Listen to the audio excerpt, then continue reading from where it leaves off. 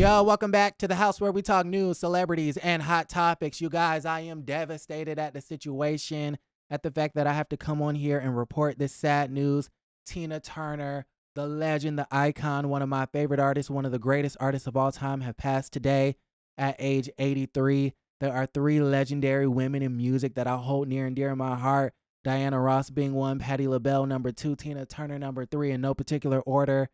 So I am super sad.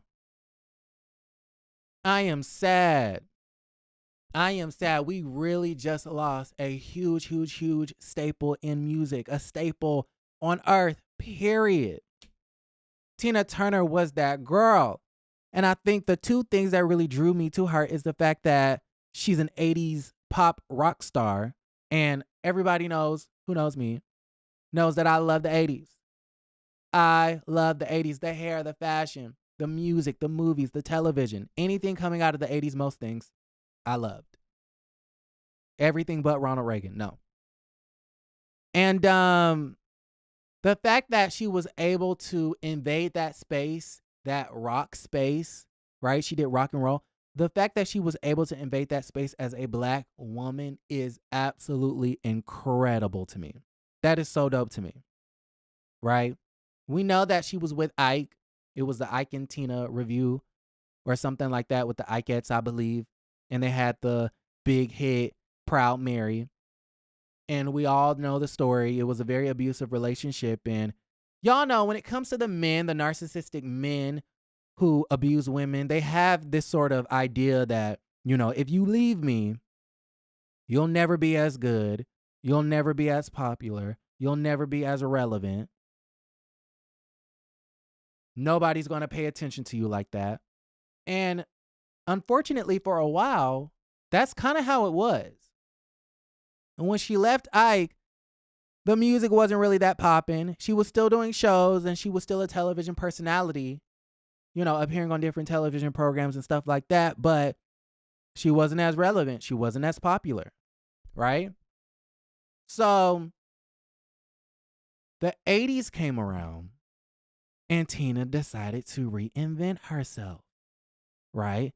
She had a lifelong dream. I want to sell out stadiums like the Rolling Stones, like the white male rock bands. I want to sell out stadiums like that.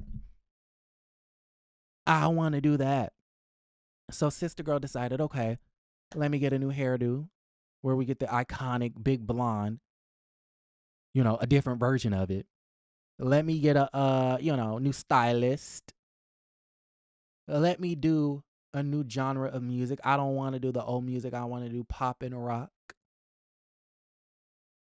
She said, let me get a new label. She had a hard time finding a label that would sign her because I believe in the 80s she was past her 40s. If I'm not mistaken, somebody fact check me. And so as a female artist in her 40s to reinvent yourself is a very difficult thing to do, right?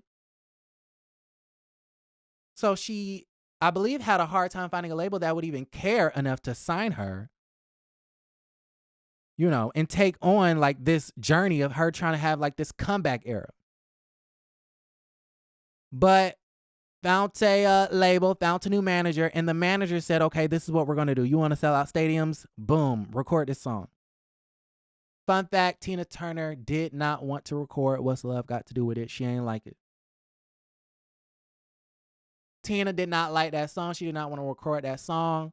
And the manager was like, well, you hired me and you told me that you wanted to sell out stadium. So I'm putting you on the path to sell out a stadium. Record the song.